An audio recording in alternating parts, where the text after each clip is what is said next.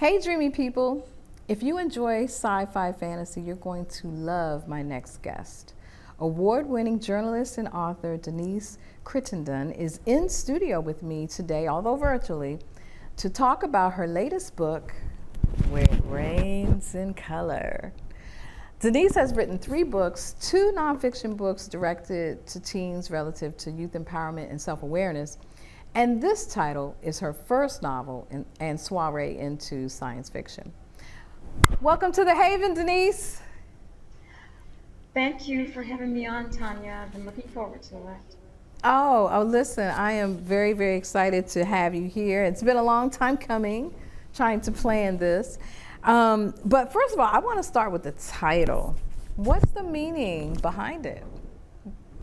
Well, on the planet I created, which is 5,000 years in the future, Swazembe, it literally rains in color. Now, the rain never hits the surface of the planet, the ground. It turns into mist. And that's why on the cover you see these floating mists. But it's called Rains in Color, where it rains in color, because it literally rains in color. Now, here's the interesting thing, though. It's a double entendre. The planet is populated by people of African descent. They're the ancestors of the Dogon tribe of Mali, West Africa. And they are the leaders of the galaxy. So literally, people of color reign in Swazembe. So kind of a double entendre. A beautiful, beautiful explanation to a wonderful concept. I want to dig a little deeper into your brain and how you came to create this other world and all of the nuances. You just explained one with the rain, all of the nuances that play into this imaginative world. How does one even begin to come up with these places, these far off places, and several thousand years into the future? Thanks for asking. It's a good question. And if you notice on the cover of the book, there's a little blurb from author R.W.W. Green, author of The Light Years, and he calls Where It Rains in Color a technicolor Afrofuturist fever dream of a book.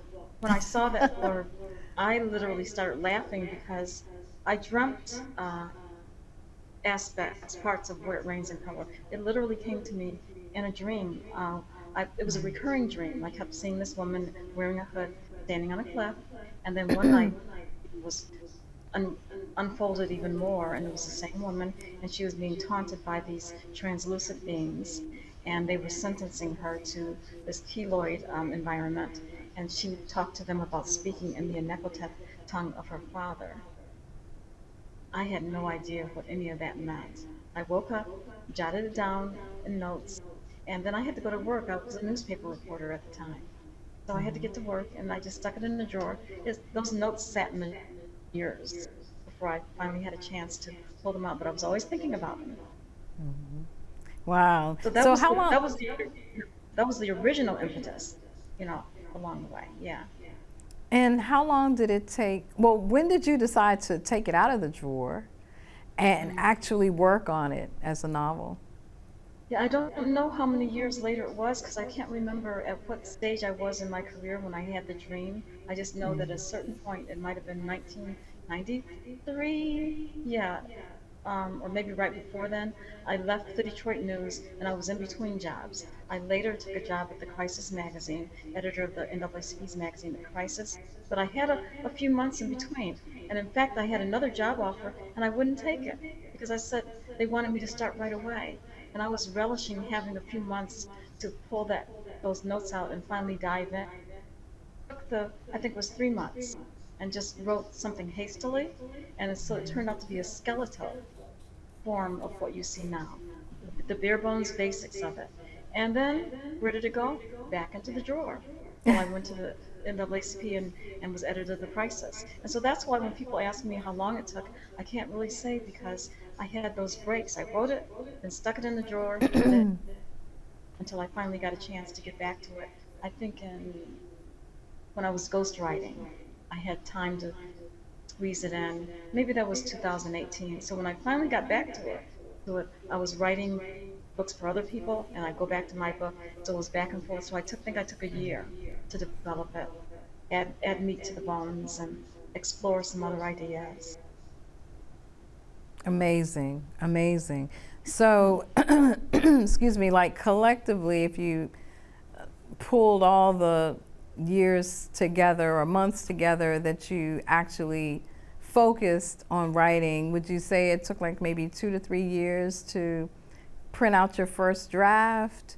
I would And I'm think that. asking, I'm sorry, go ahead. Oh, go ahead. Go ahead. No, I was saying I'm asking for a reason because I mean, many of the viewership for this show are also writers and possibly even writers of sci-fi. And as they're listening to someone who's an accomplished writer who actually from cradle to grave, and ladies and gentlemen, this book is like 400 plus pages of just beautiful, beautiful work. You're going to love it when you pick it up. But you know, the time that it takes, so that they're not discouraged about how long it takes to write about another world and another way of living. Yeah, whomever is having those thoughts, please don't be discouraged because here I was in between jobs and I just hastily had to get it done so I could take another job. And then when I left that job, I took another job. So it was a while before I could actually get back to it. And I had to work on it in between projects for my clients. So if I had let that stop me, I would have given up a long time ago because they always, who has that time? Even stay-at-home moms are dealing with the kids or this or Yeah. that. I mean, who has the time to devote totally to their novel? So don't let Yeah. that get in your way. Just keep working away at it. Just keep, and then it'll go through stages. I almost got a little frustrated because as a journalist, I was used to writing, and whatever I wrote was almost like stellar. And you write on deadline and you don't Hmm. polish. People talk about writers polishing. No, you're writing on deadline. It goes in the paper the next day. So you have to get in that zone right away. And I was used to that. Now, for the first time, there was a new challenge, because I thought writing for newspapers that came kind of easy. And I wanted something that really challenged me. And I'm going to tell you, writing a novel really challenged me. And I started thinking, my hat's off to anybody who writes fiction all the time because you don't have the kind of notes. So I had the notes from the dream. The dream Hmm. doesn't write the book, it just gives Right. you ideas. And so you have those notes, but the other thing is you're going inside your own mind for everything. So you don't have your notes from interviewing anyone or anything like Yeah. that. And you're trying to organize it in the right way. And it's Hmm. just, I'm going to be honest, it's more than a notion. But the good thing is, if you're like me, you love it because you're off in this other world. And I had to design this world, right? And even the editors at the publishing house, Angry Robot, were laughing when I told them I took paper plates. Not the glossy ones, the, the cheap paper plates that are all like paper. And Hmm. I was designing the planet. Okay, Oh. here's this part of, here's the surface, here's the outer ring, here's this, here's that, to, to help me along. Yeah, yeah, it's good to have those visual graphics Hmm. to kind of help you. And some writers even use music to kind of put them In the in the zone, yeah, place, in the yeah, space of what it is that they're writing about. So yeah, those yes. prompts are really really good. Um, so that's actually a good segue into my next question because you know, you were the editor in chief of the NAACP national magazine, The Crisis. Um, excuse me. You Bless you. mentioned your work as a journalist, Yeah. um, and those are all nonfiction type of work. Mm. And this is your first novel, your first segue into fiction writing. And it sounds like your inspirations actually kind of came through you, mostly through dreaming it. But then you had to Mhm. also sit down and not only pen what you saw in your dreams, but expansions of that. Right, right. So, my first question out of that quick scenario is are there any other authors of sci fi that you read, that you admire their writing, and were they an influence on some of your writing? I admire Octavia Butler, obviously. I mean, Yes. she's just so inspiring in her story and everything. I can't say that she influenced me though, other than to giving me the belief that I can do it too. Yes. I used to read Frank Herbert and the Dune Mm-hmm. series. I didn't read all of them. I read the one a long time ago, and it was a thick tome, and I thought it was a masterpiece. Weird thing when I picked it up recently, and I can't read it. I don't know why. Maybe because maybe I don't reread that often. But I did like in Dune the um the epigraphs, the quotes at the beginning of each chapter, and that may have inspired me with Where It Rains in Color to have my world refer to the proverbs and the doctrines of their ruling party and journal entries and all of that. That may have been an there to do that. But other than that, it was just my dreams because once I started writing, the interesting thing is when I got back, the dreams came back. They It's literally came amazing. back. But for the most part, each section leads you to the next section. I'm what you call a pantser, and I don't know how many of your viewers out there are Yeah. pantsers. I know that there's a strategy that they teach, and when you're working on a Master's of Fine Arts, they teach how to outline and all that. Yeah. I'm glad I didn't get one because maybe I would have failed or something because I can't do that. I have to get in that zone and let spirit lead me Right. every step of the Right. way. I'm so glad that you brought that up. Again, for our viewers, they have heard from different authors who do the outlines, who off the seat of their Mhm. pants, right? And it's really, as you said, it's what works for you, what gets Right. the most out of you as a writer on your journey. That Mhm. is the one that you can do. I haven't spoken to an author yet that have used both. It's either one or the Oh, other. interesting. That Yeah, would so be interesting, someone who does yeah. both. I admire those who can do it that way, who plan it out and all that, but I'm not a slide rule structure kind of person to begin with. And I didn't do that with my news stories. I mean, we couldn't have. I mean, working as a newspaper reporter, you wouldn't have had time to put an outline. You have to get out there, do your interview, get back to the office and meet deadline, write something an hour or two. So I wasn't accustomed to that, and I just find it too restrictive, and I probably never would have completed it. So what you said is perfect. Whatever works for you. Yeah, yeah. Now you have your two nonfiction books, Girl in the Mirror and Life is a Party That Comes with Exams. Right. And those were for teenagers. For Talk to us a teens. little bit about why you also wrote for that group of people, and why it Right. was Well, important. when I wrote those books, uh, Where It Rains in Color was on the back burner. I just had my skeletal version sitting in a drawer, and I was getting ready to start a job. I was hired to launch a magazine called African American Family, initially African American Parent, and I had like a month before I started, and I said, well, maybe I should get back to that novel. But then in the meantime, I started volunteering at a girls' home, and I had just discovered the power of affirmations while I was living in Kansas City, and it was really lonely out there. And there were these woods that were in on the property of the apartment I lived in. I was walking in the woods, and I was just really getting into that, and it had a profound effect on me. And so I wanted to share it with the girls, and the girls were actually enamored with that. And one of the girls, I'll never forget her. I can see her face right now after one of my talks. She said, "Do you have a book I can read?" I looked for a book. This was 1996. Right now, there are books for teens, empowering teens, inspiring them. They're everywhere. Back then, nothing. And I don't even know if Amazon existed then.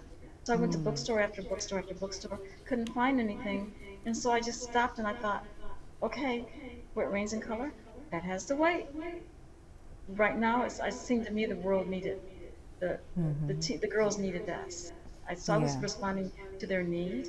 And then when I wrote the book, then I was being called upon to do motivational speaking, different places to kids, and that scared me at first because I didn't see myself as a motivational speaker. But it just kind of morphed into that. Then as I was doing that, speaking at schools and churches and community centers, whatever, then everyone said, well, what about the boys? And I'm thinking, well, I'm not going to write to the boys. A man should do that.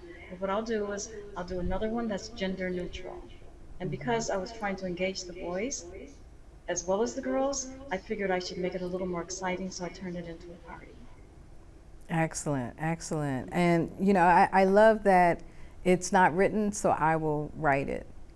You Yeah, looked for it. It didn't exist, so you wrote it yeah, for the young people in your life that you thought really needed it and expanded it. And actually, yeah, by the way, yeah. I looked both of them up on Amazon, and stellar reviews for both of those books. For anyone who's listening who also wants to pick up copies of your nonfiction work. Okay, so flipping back to Where It Rains in Color, did you have to do any research at all in writing that book? No, it's interesting. Some sci-fi and fantasy writers do. I read about N.K. Jemisin, who did extensive research for her fifth season because she was talking about, uh, I guess she was dealing with uh, earthquakes and that kind of movement of the land, sedimentary rock and whatever was going on in terms of the geology behind the novel. I didn't, uh, V, except for when it came to the Dogon tribe. Swazimbi is totally fictitious, but the ancestors of Swazimbi are the Dogon tribe of Mali, West Africa. And I don't know if you want me to talk about the Dogon right now. I could tell the viewers a little bit about them, but they are real, so I had to look them up and find out a little more about them. I was familiar with them. I lived in Zimbabwe on a Rotary Fellowship for about a year, many years ago, and I think I learned about them then. And I was when I realized that uh, the Swazimbians were descendants of the Don. I didn't even realize that when I first started writing. And then so I took a minute and started digging up information about them. So let me know when you want me to talk about the Don. Well, I want to jump in the ahead and answer. interest of time, we won't go into it today. Okay. But yeah, I mean that is, I think, amazing that you were able to connect some of your characters, or like at least their way of life to some degree, to an actual factual group of people, and that you did the research behind that. And I think that's also important for our viewers to hear, and something that they probably also know, Yeah. that in writing fiction, definitely you can, take pages from history to adopt into your own writing, and create your own creative license in the process of that. So thank you for that. Now, I really want to talk and spend time, as much time as you need, to tell us what exactly was your writing process. So we know that you would dream it, you would write it, you would stow it away, you would pick it up. You're a pantser, but through it all, you sat down and you started writing. Do you write linearly? Do you maybe do chapter 1 and then the next day you might be feeling chapter 5? Talk to us about the process of it. That's a really interesting question. And so I don't think I've ever told anyone this, but when I was writing the very first version, I was absolutely obsessed. And I only had a short amount of time. And my mother was still here then. She's passed on. And she didn't know what was happening to me. She was like, "What are you doing?" I was so obsessed, I was just writing day and night. And then one night, I remember waking up and I just had this sense the character who's known as the Mhandora, he wasn't called that back then. But I woke up and I just had a sense that he was doing something weird. And so I went to my computer and started writing, and he was sneaking around on the surface. And I'm thinking to myself, why is he doing this? Why is he sneaking around the surface? And I won't even give it away. Well, that didn't even happen until much later in the book. Like maybe, I don't know, It wasn't even halfway the book. It was in the last quarter of the book, and I wasn't even there yet. So in answer to your question, no, it wasn't linear. It was kind of. I wrote what came to me when it came to me. Mm. Very nice. Very nice. Um, okay, and there was something that you said that I did want to harken back to. So the you did some travel, but it wasn't necessarily for the book, No. but it became indirectly part of your writing process because Right. you held back to those times and those places, probably, maybe to some degree, those people. Right. Um, and then you also did your research. Well, you know what? Go ahead and tell me. See, now I'm intrigued. I was gonna Okay. let you tell me offline, but go ahead and tell Well, me about if tell our audience, I should say. okay, about the travel. Well, I mean, Yes. about the travel, actually, I lived in Zimbabwe for a year. It Hmm. was a Rotary Foundation fellowship. Of course, I wasn't there for this. This was long before I even thought about writing the novel. But for all of you who are listening, you have to understand that so many aspects of your life are going to play into what you're writing, and you don't even know what they'll be. Because, Wayne Dyer, this spiritual teacher, used to say, we only have one puzzle piece to a puzzle that, is already assembled, you know. But so being in Zimbabwe was part of the puzzle because that factored into the novel. There are so many scenes in the novel, so many ideas, even the characters going into trances. All that really came from my experience in Zimbabwe. And now when you go to the Dogon tribe, real quick, because now I've like kind of aroused your curiosity. They live on the cliffs in these mud huts in Mali, and they have no technology. But even though they have no technology, they were charting stars and they knew more about the cosmos than Western astronomers.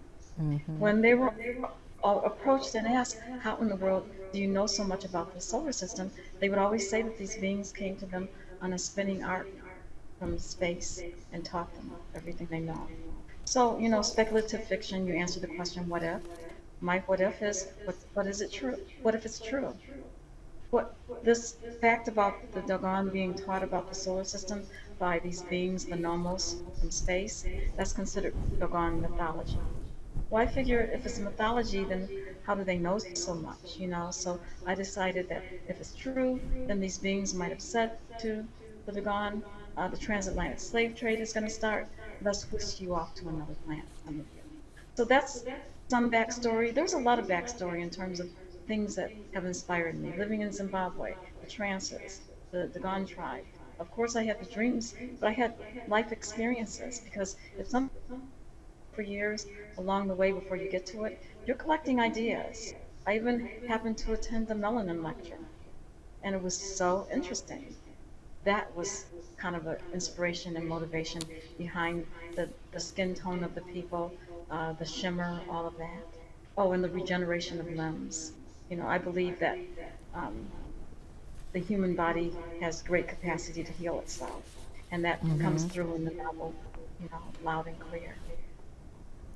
I am so glad I asked you to give us that information because that just really, really helps to see the richness of the writing. Because I know I told you off the air that I just found your book to be a great, easy read. It wasn't like totally sci-fi technical stuff that was, beyond anything that I wanted to read because I'm not a sci-fi reader.